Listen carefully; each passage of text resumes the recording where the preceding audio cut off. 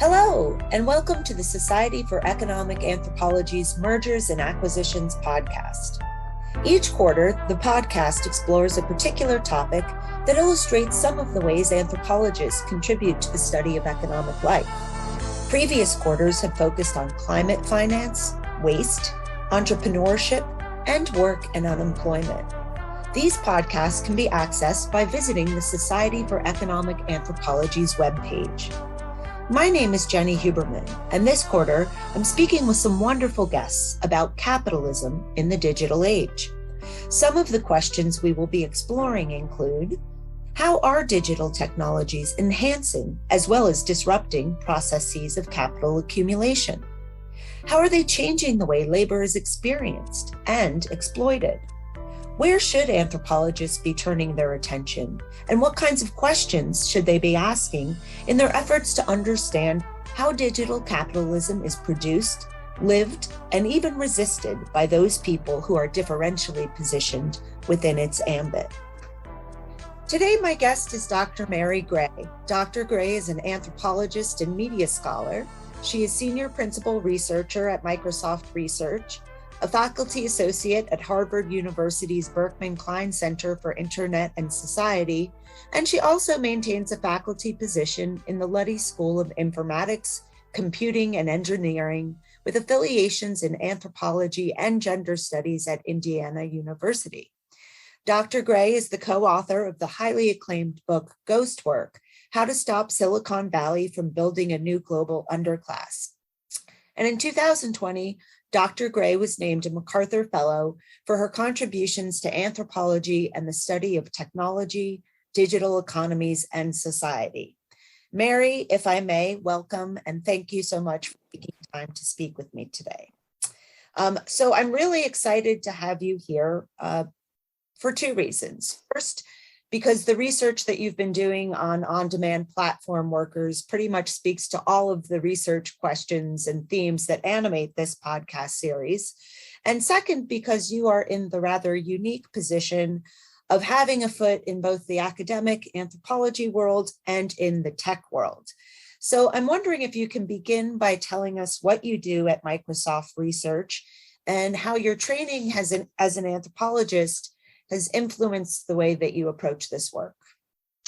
Well, thanks for the invitation to talk with you, Jennifer. And I'm really looking forward to this discussion because I can honestly say I spent the first 2 years at Microsoft Research in the New England lab asking people if they knew exactly what I worked on, because it didn't seem like it was a natural or obvious fit.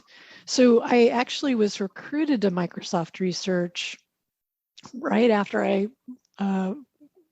got tenure at Indiana.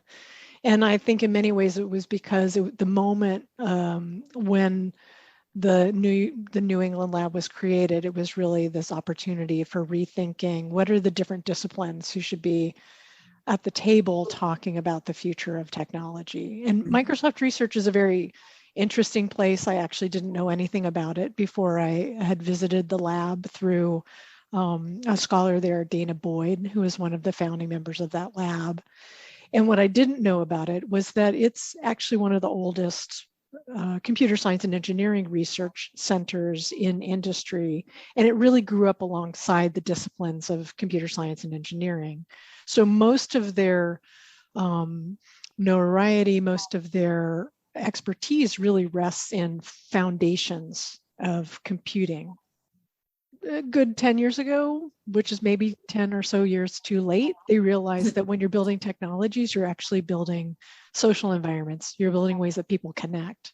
So I came to Microsoft Research in no small part because they were looking for scholars and scholarship that could really deeply understand the social implications, but also the social context in which people are using technologies. I don't know when they recruited me if they knew what they were asking for when you bring an anthropologist into a setting like that, but it's thankfully been a space that's been quite open to the kind of social critique that is what anthropology and other humanistic social scientists are trained to offer, not just how it's complicated, but what are the ways in which we could imagine new possibilities. Mm-hmm. And so what have they gotten by having an anthropologist? It's I think when I first came, and actually that again, because it's a bit of a walled garden, the assumption was I would continue to do my scholarship and that we would collectively, particularly in the New England lab, which is known for being probably the most interdisciplinary in that it has economists, econometricists, it has algorithmic game theorists, it has physicists, and then social theorists and sociologists, anthropologists falling under that rubric. So when I joined, I think the goal was just that we would learn how to talk with each other. Mm-hmm. I really, in the best sense, we were, I think, modeling what I'd hope every academic institution can do, which is convene people who are at the interstices of something evolving quickly, and that you really want to have folks who aren't so attached to their disciplinary homes that they're willing to kind of venture out and do that translation work that it takes to do when you're working among or between different disciplines. So when I joined, I had a couple of different projects in mind, but when I had enough time to settle in, it was really clear that this basic question of, well, how is artificial intelligence and the development of decision-making systems not just rolling out quite literally on society, but what are the roles that people are playing in the development of those decision-making systems? And I think what's been heartening to me, and perhaps it's just timing, is that anthropological intervention, if you will, of saying there's actually many people in quite distributed locations contributing to this thing that we tend to look at as a finished product of artificial intelligence. And that completely changes how you approach the technology when you realize just how much human engagement and participation it takes. Which leads us to the wonderful book that you wrote with your colleague, Siddharth Suri. And just want to give a shout out to the book. And one of the things I really appreciated is that about it is it's so readable. So if there are people out there who are looking for great books to use in courses on technology and society, economic anthropology, this one is really a gem. Because it's so timely, it's so important, and it's so well written in a language that everybody can understand. So thank you very much. Thank you. So your book really challenges the idea that automation is leading to a world devoid of human labor, which is often the fear that most people have when they look into the future and think about AI and robots taking over. And you chronicle the experiences of a labor force that's absolutely central to the production of capitalism in the digital age, but that is also hidden from view. So you said a little bit about this, but maybe you can talk more specifically about how you came to the project and who these ghost workers are and what they do. Yeah, so I mean, and I think what was so striking to me was that it never occurred to me that there would be so much involvement of people in the production of what's called training data. So let me start there, that in most cases when artificial intelligence is being developed, it's basically a script. I mean, I think it's actually really important to break it down and just call it software. Mm-hmm. So to build that kind of software, it really requires having so many examples of what were prior decisions. And that could be a prior decision about whether there's a typo in a sentence, or a prior decision about, is that a cat? Or is that a dog? But you have to have enough examples of those prior decisions clearly labeled, that, and quite literally labeled with metadata, that say, yes, a person has confirmed there's a typo in this sentence. A person has confirmed that the image that's linking this book to this abstract is wrong. So at some point, a person often did the data entry, of course, but also a person had a role in copy editing or correcting the errors. So the the first point of entry for me was realizing when I was talking with computer scientists, theorists often, who were imagining what are the best ways of building algorithms. The first thing they'd say to me is like, well, we start with training data. And I'd ask them, what is training data and where did it come from? And in most cases, it's material we've often created on social media platforms or in electronic medical records, all of the things that are the materials that go into an information economy, right? So everything we think of as the knowledge economy, it's all the bits and, bobs of what we create, user-generated content that is messy. Like anything we create, it's messy. So hiring people to basically go through that material and make sure it's cataloged, categorized, corrected, and organized so that you can train algorithms to reliably say, yes, that's enough examples of classifying something as a dog or a cat is, it's a lot of work. It's called human computation. Mm-hmm. So the beginning of the book was really asking, so if it's human computation, if you need so many people to confirm your ground truth in this training data for any kind of problem you're trying to automate, who are the people Mm-hmm. who are doing this? And I'm not kidding. The range of responses went from, I don't know, and we would literally move on to a computer scientist describing where they landed with the model of a particular algorithmic system, what it could do in the end. And then folks who would say, I don't know and I don't have to know, and that's the magic of it. And there were quite a few people who felt that way because to them, the real value is the software, the computation, the capacity of being able to so quickly structure data. And then the last group of folks I would talk with literally would say, I don't know, and I'm afraid to find out. Because they're quite aware that when we can no longer see who's contributing to what we're doing, and certainly economic sociology, economic anthropology, economics in the best sense identifies this, that when we no longer see the people who are producing, we tend to no longer value them. So ghost work is actually describing the work conditions when we no longer pay attention to who's generating value, contributing to productivity. That's really the starting point. And meeting Siddharth Suri, my co-author, he was one of those people who not only said, I don't know, but his answer was, and I want to find out. Right. Well, you're talking about this sort of initial ignorance that you encountered, but you also say throughout the book that the erasure or the invisibility of ghost work is a purposeful feature rather than an errant bug of the ghost work economy. Yeah. What do you mean by that?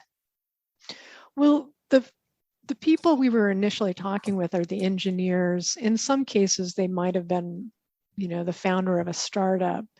And there really is, I will say it's kind of a learned ignorance of sorts that if you're trying to execute on developing something that simulates an automated decision, you're much more invested and you're literally just mowing through people helping you clean data that gives you good training data for your model. So it's the unfortunate result of moving quickly and thinking the thing I'm selling is the software. And how I get there, it doesn't matter. And that is really the continuity with the history, the contingent labor that has been at the root of most of industrial capitalism and racialized capitalism. We don't care. We just want the product. Yes. So, the hard thing is when you find the folks who are willfully ignorant, in many cases, reminding them, depending on how close they are to who they had to recruit to clean the data, reminding them that those people are incredibly important to their value. It's not hard. They're painfully aware that they're really reliant on those people. The challenge is that when you get into, say, industrializing that process, whether it's thinking about the the trafficking in all of the data that's out there to see can we extract benefit from large stores of data, you end up with a pretty long supply chain.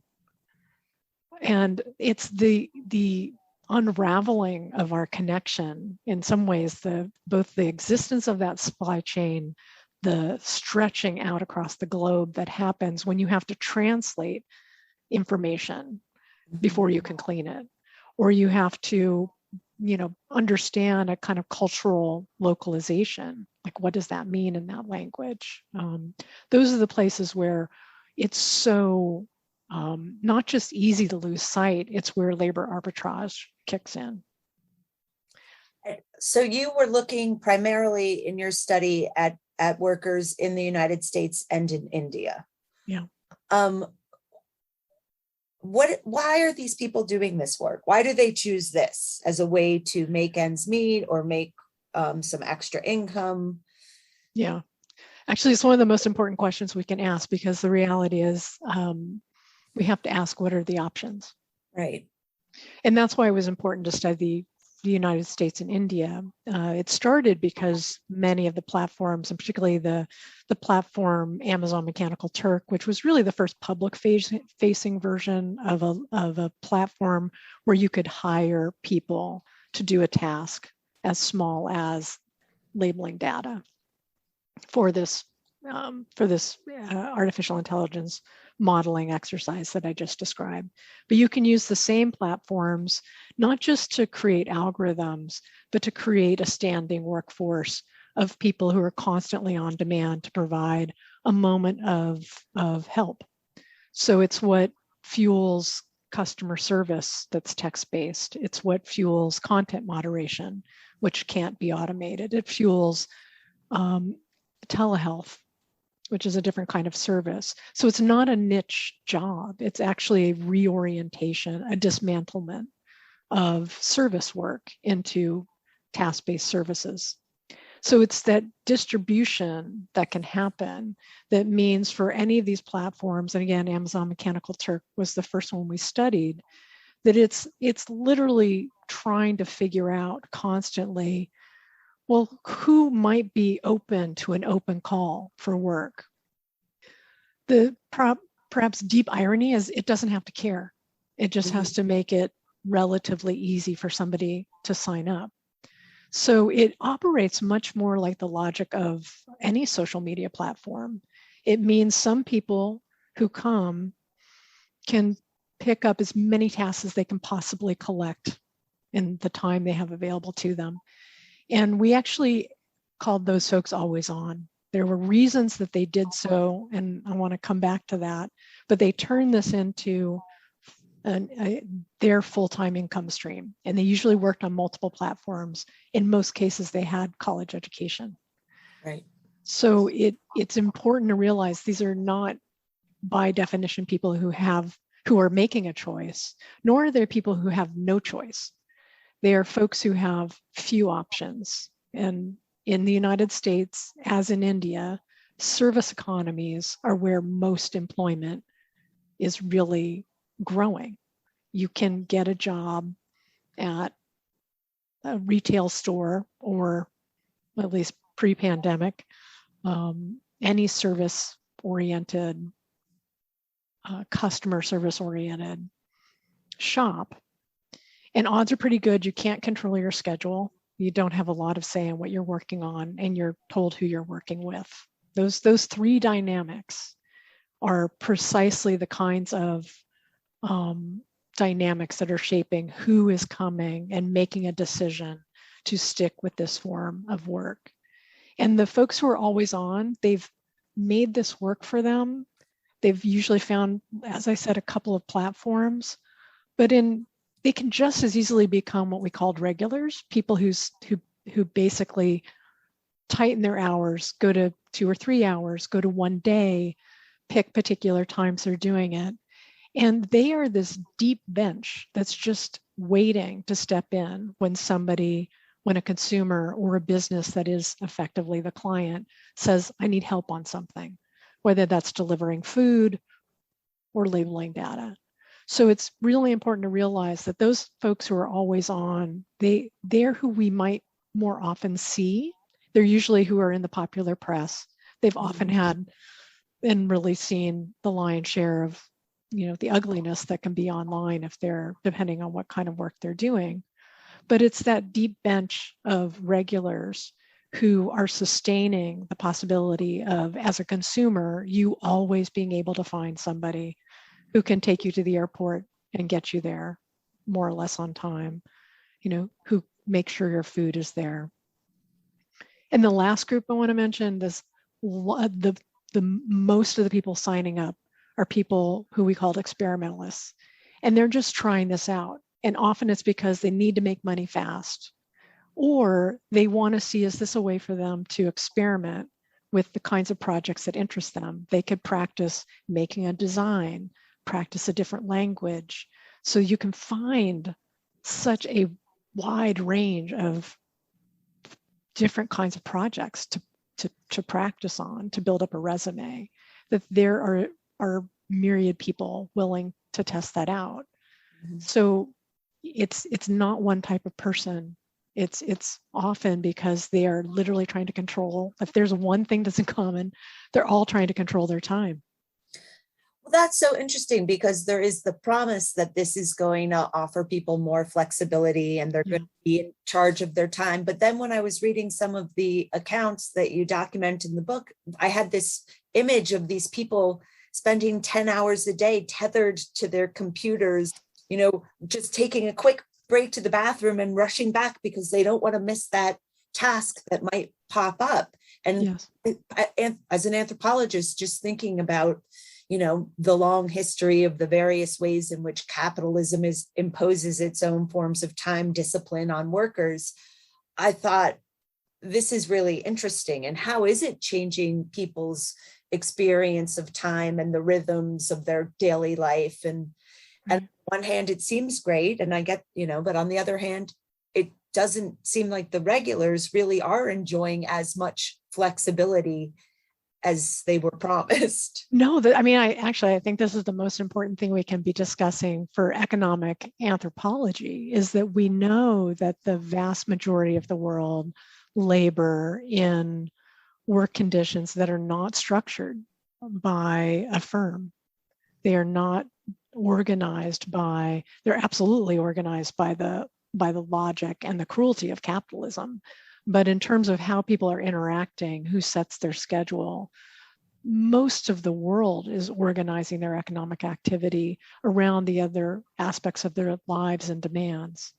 So it's really that key insight. And I think about Kathleen Millar's book, Reclaiming the Discarded here. Mm-hmm. How do we look at the rest of the world's laboring and see how typical that mode of economic activity is, and recognize how valuable that mode of economic activity is, so that we would be able to sustain people as they're participating in it. Not because we have some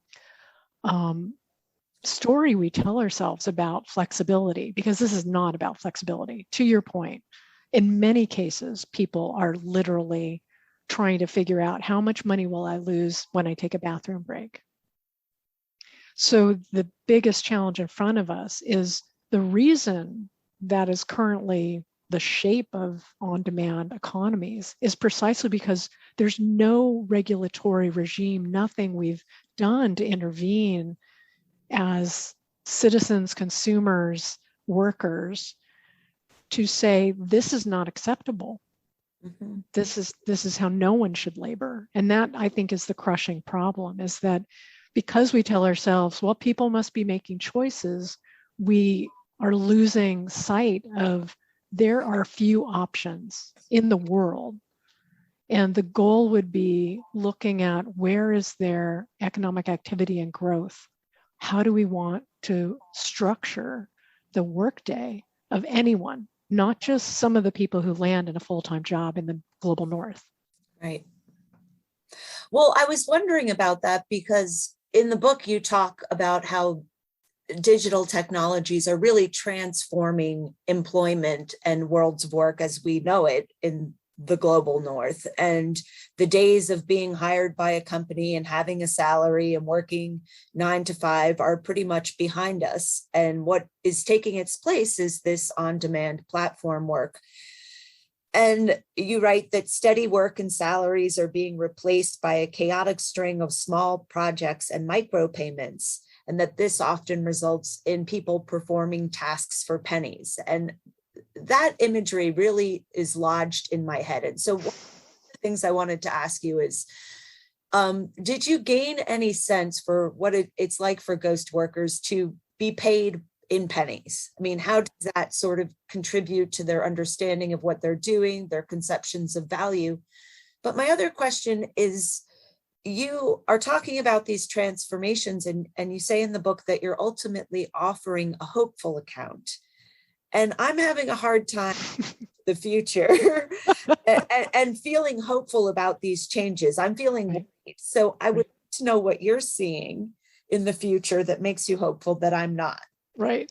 I mean, full confession, I am a relentless optimist. I feel like I've fully accepted that is the way I approach these realities, so that I can continue to advocate for what would have to change to make this livable.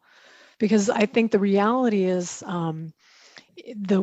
if the pandemic has taught us anything, there are many parts of our day jobs, if you have a full-time day job, that can, at least in part, be sourced to somebody else somewhere else.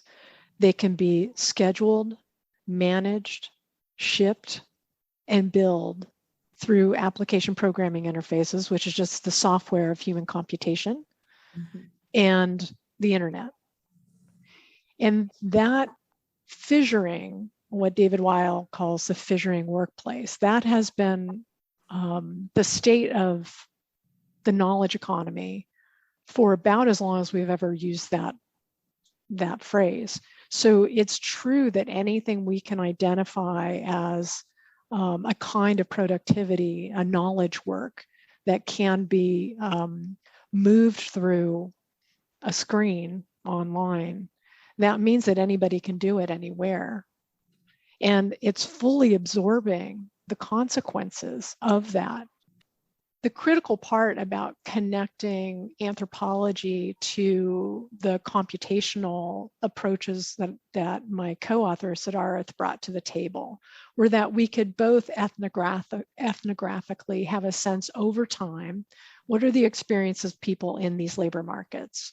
So my work was to do interviews and field work with people and stay in their lives for over 19 months, so I could see the seasons change.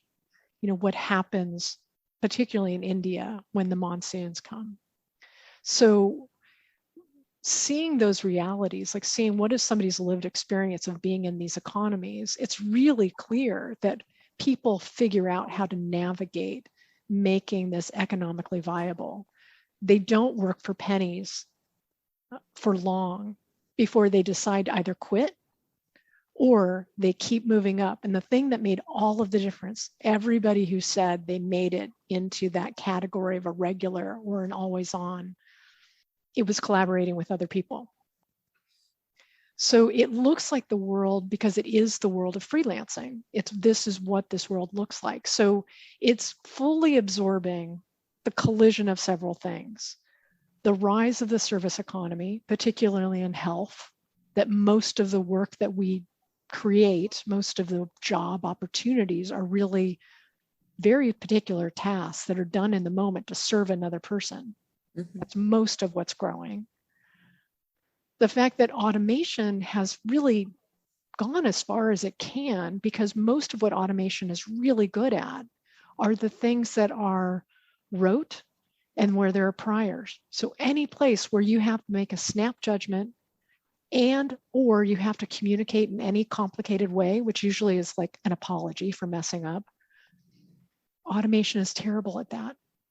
So there is a forever spooling out string of work for people to do, precisely because we keep building systems that try to automate more and more, but then create new markets of both labor, but also things to consume that have everything to do with this interesting mix of human capacity to listen and decide something quickly, in automation being able to surface what it is you might be deciding from, right? So that's not going away. That's just not going away. And this world that we were just talking about, doesn't it sound like adjuncting? Yes. Right? It should sound like everything that's familiar to us already, because it's not the future. It's literally the circumstances of the way in which we've positioned contract labor and supply chains to produce most of what we consume. And why that's bad is precisely because, and what makes me hopeful, is that we haven't recognized and fully accepted this truth, mostly because it's a truth that's existed somewhere else. Mm-hmm. And now that it is fully settling into the places where we thought full-time work was so stable, it means we now have the opportunity to literally go back to the basic question of, what is our social contract with working adults? What do we expect when we enter the labor market, when you're part of a workforce? And you cannot assume that an employer of record is the source of stability or in any way regulated by the state in a coherent way, which is again true of most of the world. Right. So how will we approach that, particularly in places where we have regulatory strength, to be able to say, we now need to make the conditions under which we work here look like the rest of the world. And that means making the rest of the world look a lot better. So I am hopeful. That does make me feel more hopeful. I hope. So what specifically do you think, I mean, it's a provocative title, subtitle, how to stop Silicon Valley from building a new global underclass. How do we do that? Right. Well, no, and I think we have the answers in front of us, which are quite challenging. And at the same time, it's asking ourselves, what's the alternative?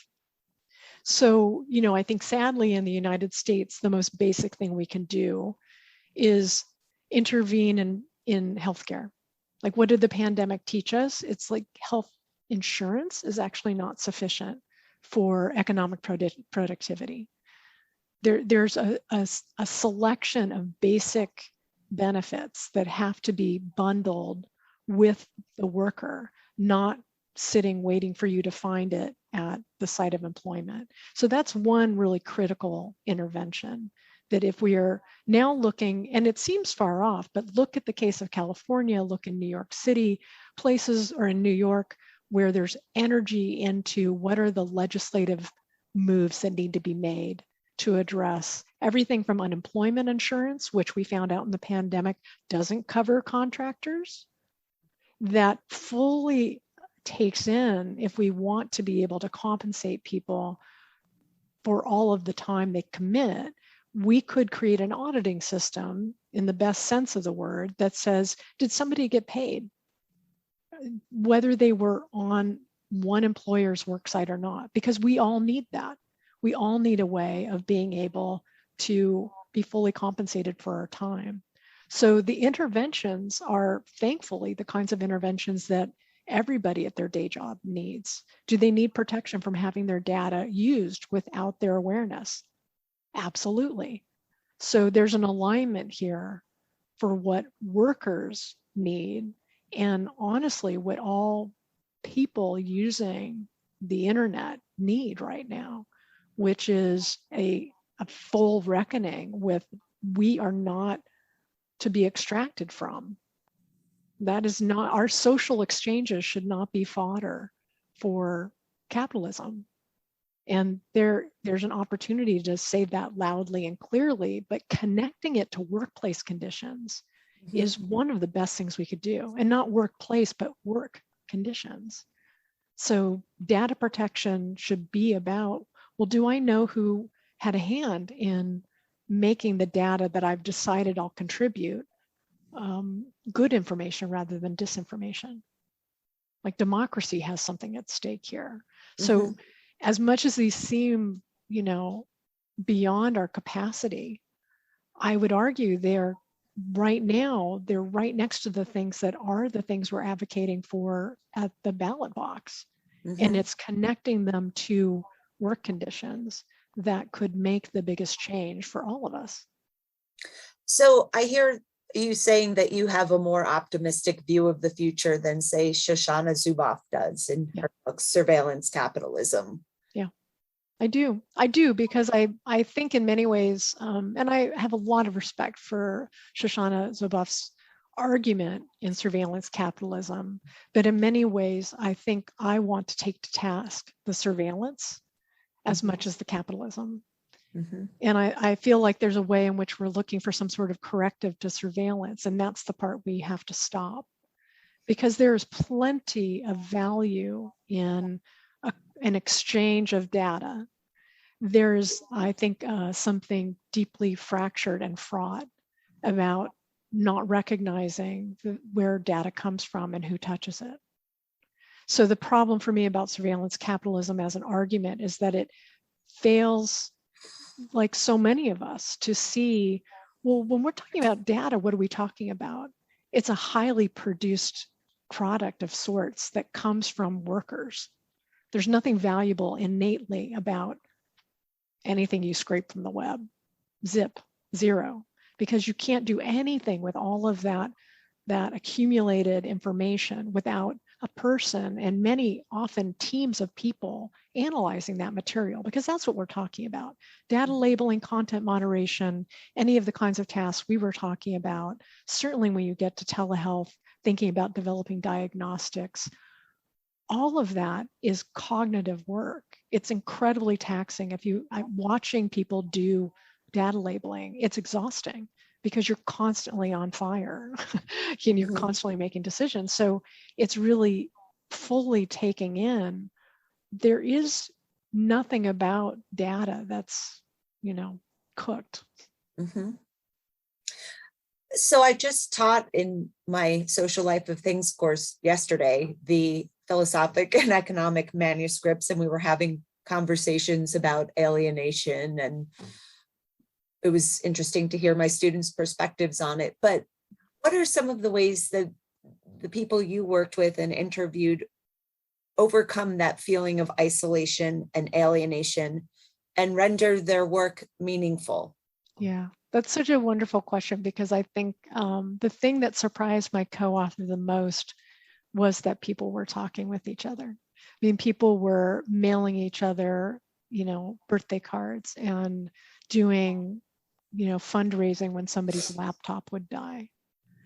There were definitely more in the always on category, but workers who would wake up and log in to Facebook groups or discussion forums and start their day, and that was their morning coffee with each other. So I think what we have to remind ourselves is just how social economic life is, right? I mean, that we definitely know that from all of cultural anthropology. There's just nothing about economic exchange that is not deeply, deeply social.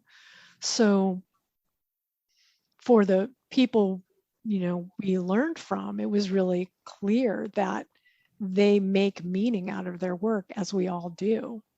And they had different meanings they attach to it. But for, I often go to this really amazing person I met named Kali. And for her, it was, I'm cleaning up the internet. Like anytime she was doing anything around content moderation or doing any work that was about data labeling, is, she had a mind on, okay, I'm helping make this material more readily identifiable so it can be removed. I mean, for her, that's the meaning of what she's doing. And by all means, and actually, I think this is a really important takeaway, there were plenty of people who really, they didn't care what they were working on. This made it possible for them to have the economic means to do the other things they care about. Mm-hmm. So I feel like the capacity for people to make meaning out of the work they do is quite universal. Mm-hmm. And it might be that the meaning they make is, this is getting me money so I can do the thing I love. That's meaningful. Or I'm thinking about one example from the book where you talk about this woman in India whose husband would dote on her and bring her chai and biscuits. And Yeah. So where do you think anthropologists should be turning their attention today if they want to study and understand capitalism in the digital age? Where else should we be looking? What kinds of questions should we be asking? Oh my goodness. You know, it's interesting because I feel like the hardest part is that we know so much about our everyday lives is coursing through companies that are behind proprietary walls. And that's one of the hardest things about being in this setting, is I can see the ways in which the things we need to learn are inside these companies. That's really, that guts me, because I feel like that's always something anthropologists are navigating, right? Our access, what are the institutions that are going to kind of gate check us? And with that said, I think one of the most important things that anthropologists can be doing is, it's really two things. It's one, being able to study the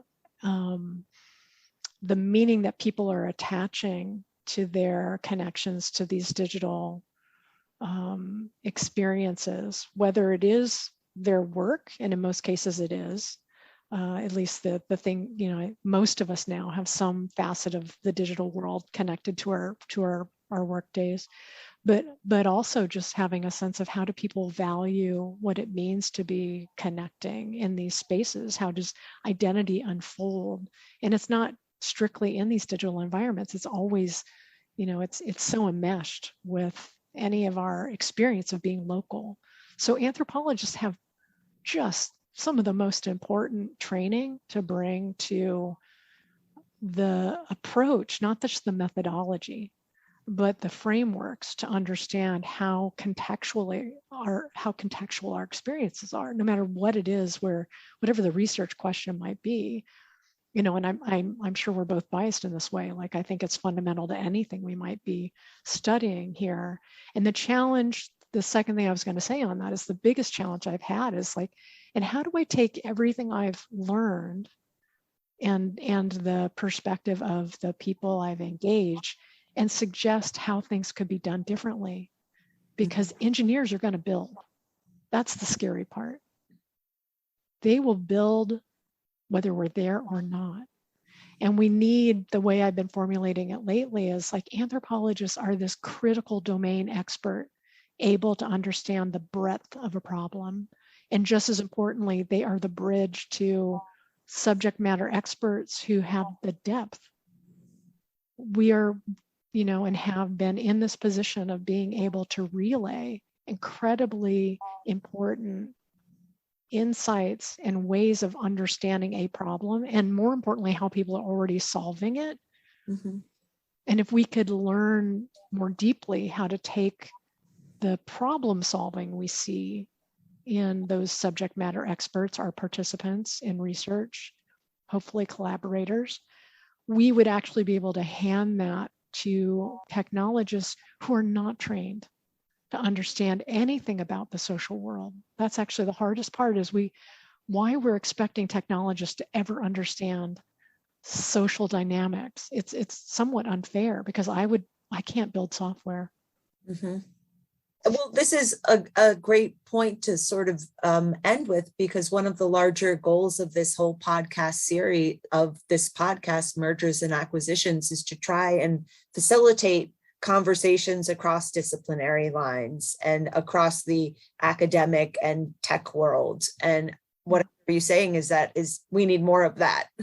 We do. I think it's quite, what an irony that almost 10 years ago, Microsoft Research hired me and a few other people who were placeholders for where is the discipline of computer science going, where is engineering going. And it is realizing, and I think it's been accelerated and pushed to accept, it's engaging the social world. it's not building things for individuals. It's actually engaging the social world. And so knowing that, if you look at computer science and engineering programs right now in schools right now, they're desperately trying to figure out how do we absorb enough social sciences to be able to keep doing computing. So there is this desperate need right now for us to learn how to work together, because the worst version of this is computer science and engineering picking up a couple of books and reading it on the weekends and thinking they've got this. Or maybe the worst version is hiring some people who look different than them and thinking they've got this. That's why anthropology is such a critical discipline to have at the table, because we're painfully aware of what it looks like to be extractive about cultural knowledge. And we are going to be mindful of how important it is for us to broker and be to have a theory of power at all times about what is it that we know, who knows it, how are they being seen, how are their agendas being lost. So there's just this critical role, and it will require anthropology students to know enough, to be literate enough in computer science and engineering. And that's it's much easier than it sounds. Is it? It really is, I swear. I mean, I know that sounds, think about everything you've ever learned about how expertise is used to maintain boundaries. So how effective to have the anointment of a very particular expert class that are presumed to be beyond our comprehension. They dwell in the realm of magic. So we need to remind ourselves, and actually every humanist knows this, it's like there's a technical hard limit to what artificial intelligence can do.